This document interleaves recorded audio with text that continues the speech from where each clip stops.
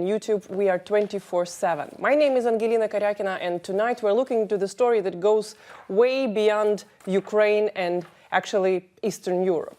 So let's start from the very beginning. The US President Donald Trump's personal attorney, Rudy Giuliani, canceled his trip to Ukraine, saying that he doesn't want to step into the circle of the US enemies. He specifically names Ukrainian MP and former investigative journalist Sergii Leshchenko, saying that Leshchenko was meddling into the US 2016 elections. Let's listen to what Giuliani is saying and then come back to the studio. I'm not going to Ukraine because I think I would be walking into a group of people who are enemies of the president, in some cases enemies of the US. The trip had nothing to do with the 2020 US presidential election, because it is a long way off. Over the next few months, we'll find out about Ukraine collusion with Democrats to affect the election and to help create false narrative against the US president.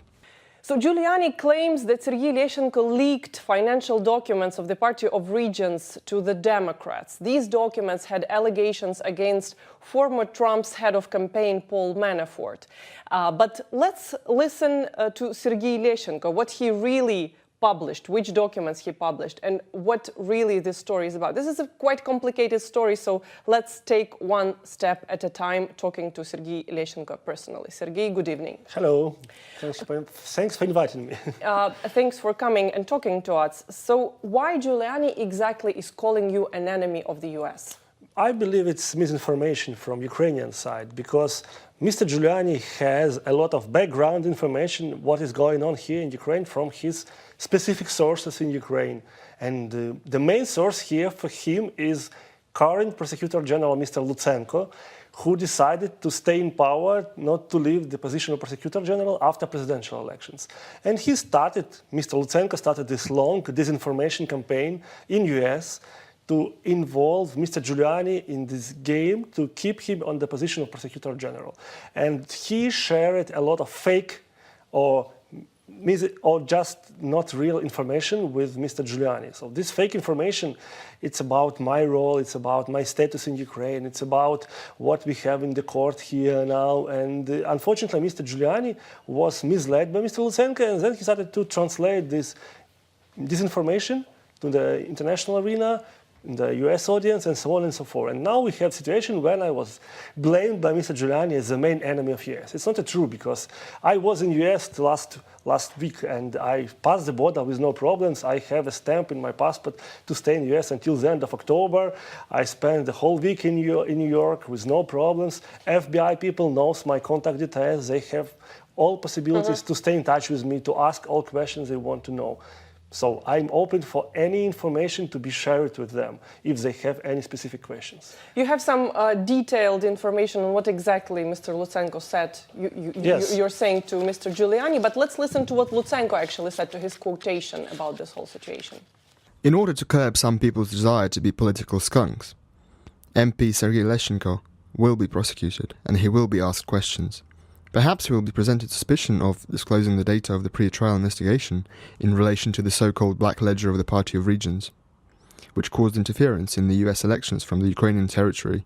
Joe Biden's son, Hunter Biden, has not violated any Ukrainian laws. At least we do not see any violations at this time. Any company can pay their directors as much as they want. Okay, Sergei, so you're saying that you know specifically what the General Prosecutor Lutsenko said to Mr. Giuliani. You have some documents. Would you please share them with us? Yeah, this is the page number 1 from about 7 pages document, which were prepared here in Kiev, and I believe it was prepared by Mr. Lutsenko, and then sent to Mr. Giuliani and to some American conservative media, because I got this from US conservative news outlets. And in this document we have a lot of misinformation, a lot of speculations, and a lot of information which is not based even on some kind of logical explanation. First of all, Mr. Lutsenko says that in March 2014, when just 100 people were killed on Maidan, and when just Ukrainian territory were occupied in Crimea and in some regions on the east, Mr. Biden and Mr. Kerry, that Secretary of State, were involved in bribery in Ukraine to protect business of one former government officials of Yanukovych, of the Yanukovych team. This is the name. The name of this person is Mr. Zlochevsky. Former Minister of Ecology. Yes, and I believe it's just impossible to happen because at that time, U.S. attention was how to protect Ukraine from this external aggression, how to build institutions after Yanukovych fled from Ukraine. I cannot imagine that high-rank, very top American officials were involved in this conspiracy at that moment. It's just impossible to believe it. It can happen. Okay, this is one allegation. We will look into the timeline. Another allegation that like Mr. Biden was bribed to send money to the son of Mr. Biden, Hunter Biden, and Mr. Kerry was bribed to send money to his stepson, Christopher Heinz, who is one of the main persons in this Heinz family, one of the biggest U.S. food companies. Heinz, you know, ketchup Heinz, they're well known all over the world. I don't really believe that such person can be bribed by some Ukrainian crooks to have loyalty in U.S. But in the theory of Prosecutor General, it happened. And in this 7 pages document, they explain Americans that it happened. And then the last message in this non-paper fictional document, I believe, it was that Mr. Biden visited Ukraine in the January 2017 after Mr. Trump was elected as a president. And Mr. Biden, so I said Mr. Kerry. You said Mr. Biden. Yeah, sorry, Mr. Biden. Yes, Mr. Biden visited Ukraine in 2017 in January, and then he asked to protect the business of his son in this fake document, and he promised and proposed to build the bridge of communication of Ukrainian top-rank officials with Mr. Trump administration. But it's just impossible to believe that Vice President of Obama administration can build any bridges to Trump administration after the presidential elections when Mr. Trump won this election. But this conspiracy was explained in this non-paper document. Actually, with all that, why suddenly you are called the enemy? Yeah, Mr. Lutsenko is trying to sell himself to Americans to protect him on the position of Prosecutor General, because new President Zelensky said he has to go. And he is looking for some argumentation for his conspiracy theory. And one of the argumentation was that I was a person who was involved in this Black Ledger disclosure.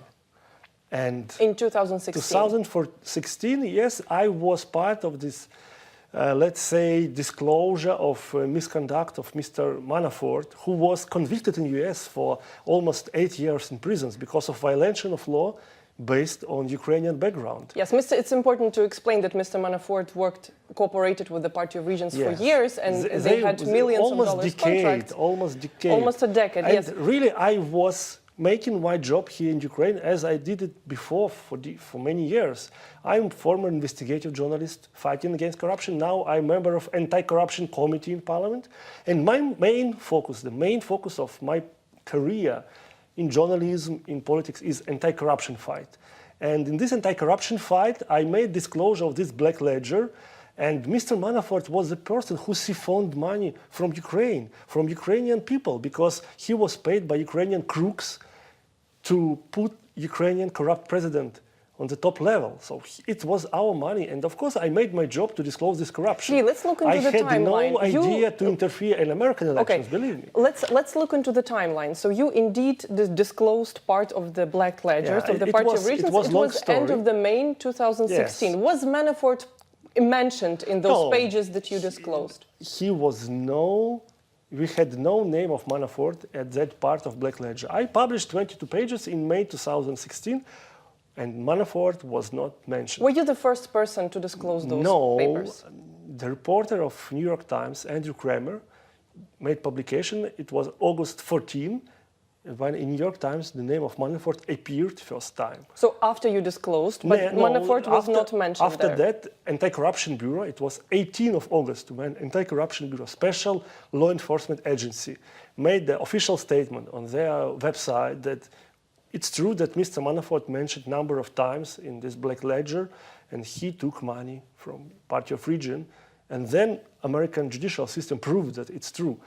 And I was only, let's say, third in this line, because I made my press conference 19 of August. So 14 of August, New York Times, 18 of August, Anti-Corruption Bureau of Ukraine. 19th of August, it was my press conference. But unfortunately, Mr. Lutsenko manipulated this information. He made this misinformation campaign to Mr. Giuliani to mislead him and to make this conspiracy theory about, let's say, anti-Trump campaign here in Ukraine and so on. Mr. Giuliani also claimed that you are a convicted person here in Ukraine, Yes, or you are accused. So let's look into your legal status. Yes. What are you actually officially accused of here in Ukraine? This is another example that Mr. Giuliani was misinformed, because I believe Mr. Giuliani has no idea about myself and about the judicial system in Ukraine.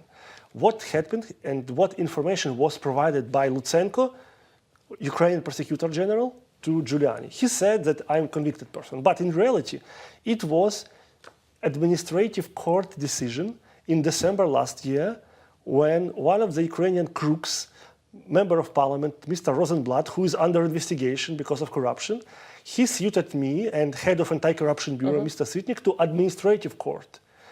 This is the decision of this administrative court. They claimed in this court, which has very low reputation in Ukraine, as Ukrainian journalists, you know this better than me, that I interfered in Ukrainian foreign policy by interfering in American elections. And that's it. So that's a ruling. Yeah, this is the decision of the court. But it's not matter of law now because I made appeal and this decision of court is stopped. So there is no decision for today because we have appeal court and we have even no judges for today to make this So appeal, it's still appeal in court. The appeal is yes, still and there in is court. no real decision of the court for today because it's stopped by appeal court. Second, that administrative court has nothing to do with conviction of person.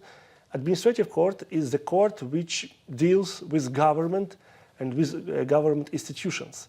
And even in Ukraine, we have special regulation which prohibits to prosecute members of parliament in administrative court because member of parliament cannot be part of the administrative court regulation. The whole parliament at all can be part of this administrative court regulation. But they made this conspiracy and they made this decision of the court which was necessary for their whole conspiracy theory, but which is not based on either Ukrainian legislation or on real facts. There was another allegation just this week. General Prosecutor Yuriy Lutsenko said that this is also in the legal context a weird statement, but still this is something that General Prosecutor does quite frequently. He announces the coming allegations. He said that he will charge you, that the General Prosecutor's office will charge you with disclosing details of these black ledgers of the Party of Regions. Were you actually charged with that or not?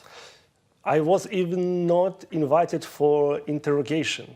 I asked Mr. Lutsenko as a Prosecutor General, please make as soon as possible this investigation. Please interrogate me, make interview of me. Please withdraw my immunity as Member of Parliament. Do this as soon as possible because I don't want to keep this situation the hostage of his desire to stay in power, in office of Prosecutor General. First. Second, if you look deeply in the situation, Mr. Lutsenko violated the law as well. And it's not my statement, it is a statement of one of the detectives in Prosecutor General office who works under Mr. Lutsenko.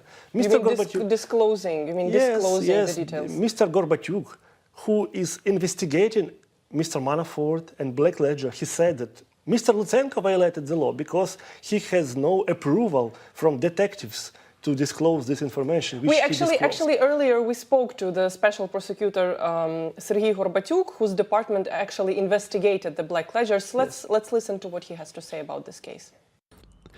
After December 2017, when MPs voted to increase criminal liability for disclosure of pre-trial investigation data, virtually any communication from law enforcement agencies on the investigation of criminal proceedings can be interpreted as disclosure of the data of the pre-trial investigation. Previously, it only concerned the data that defamed a person who had been disclosed as a criminal offender, or disclosure by an investigator, prosecutor or lawyer who were warned about non-disclosure of the data. MPs can be prosecuted as an entity, but if they are not warned directly about the non-disclosure of the data of the pre-trial investigation, they are not held criminally liable. And what is interesting that Mr. Gorbatyuk also said that there is no reasons to prosecute me because I had no legal status in this case at all. So what we see that manipulation of Mr. Lutsenko, our Prosecutor General, went too far. I believe he went too far with these attempts to stay in power, and he put us as Ukrainians, the whole country, as a ball on this football match between Democratic and American Republican Party in US presidential election 2020. And they started to play the football by us as a ball on this game. You know, it's horrible. Why this football is actually relevant? We have heard from Mr. Giuliani that these implications has something to do with the coming elections, 2020 elections, and it has something to do with Joe Biden's role. You already started explaining what Biden has to do to this whole case to Mr. Zlochevsky and to the former corrupt authorities of Ukraine. So let's look into Joe Biden's role in Ukraine and also to his son's role in the company owned by the fled minister. So what is actually his role in Ukraine in 2014 when the allegations came? Mr. Biden was vice president who was visiting Ukraine very often, and in some case he was the person who supported the strong campaign of Ukrainian civil society and anti-corruption investigative journalists, of opposition members of parliament, to fire one of the corrupt prosecutor general, the predecessor of Mr. Lutsenko. So Biden decided to push this agenda forward. Not only Mr. Shokin, but also he was involved in the campaign to withdraw one of the members of parliament who also crooked, Mr. Martinenko. So Joe Biden... it was put as a conditionalities for further cooperation of Ukraine and US, because American government would like to be sure that financial support provided by American taxpayers cannot be stolen by Ukrainian crooks. Okay, that is why he Joe was Biden, involved in this campaign. Joe Biden put it as a condition for the further financial cooperation between US and Ukraine, sacking them